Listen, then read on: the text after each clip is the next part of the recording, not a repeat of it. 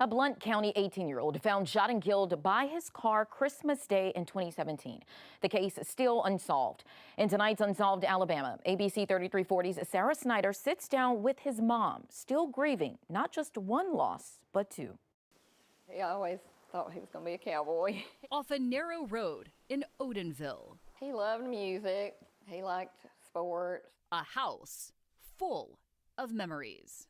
I know a lot of people take down all their pictures after something like that, but I don't want to forget either one of them. A mom quick to tell you her twin boys have always been the center of her world.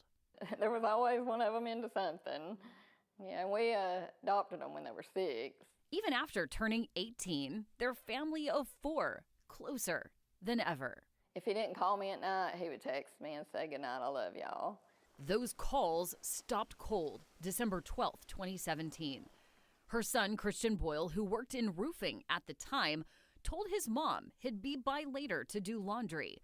When he didn't show up and didn't call that night, his mom knew that something was wrong. The next day, she got a strange call. It was this girl that he was friends with, and she said that he had made the phone call, but I don't know. I wonder if he really did, because normally if Christian called me on my cell phone and I didn't answer, he'd turn around and call the house phone. If I didn't answer, he would keep calling until he got me. He wasn't one to give up, and I never heard from anything else. So what did that tell you when you realized that something's wrong here? Well, at first, she told me she'd have him call me back when he got back from, he said he went to the store. She'd have him call me back. Well, he never did. And then later that night, I texted her and said, would you please have Christian call me? And she claimed he never come back from the store. And then just as the days went on, every time I contacted her, she gave me a different story of where he had went when he left her house.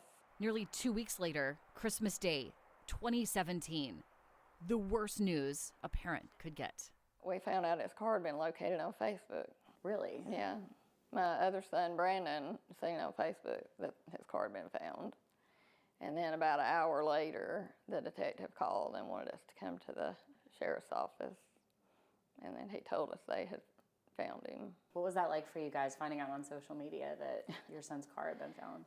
It was pretty devastating, to find out that way. Of course, I knew by that point, it had been 13 days, but, I pretty much knew he wasn't coming home, but he also wanted to keep hope. We drove out to the site his car was found off Cold Branch Road in Blountsville.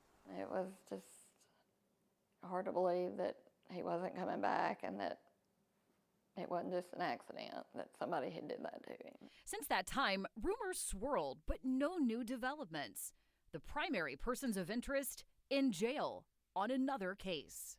It wasn't until like 4 or 5 days after he went missing that I learned of some new people that he was running around with that weren't the greatest people. Definitely wasn't somebody who needed to be hanging around, but Christian was real trusting and wanted to be friends with everybody. Her husband, already dealing with serious health struggles, passed away shortly after.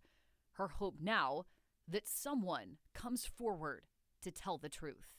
It's not going to bring Christian back. It's not going to take away the pain of losing him, but it would help me move on a little more besides sitting and thinking about every day, wondering exactly what happened and what he went through.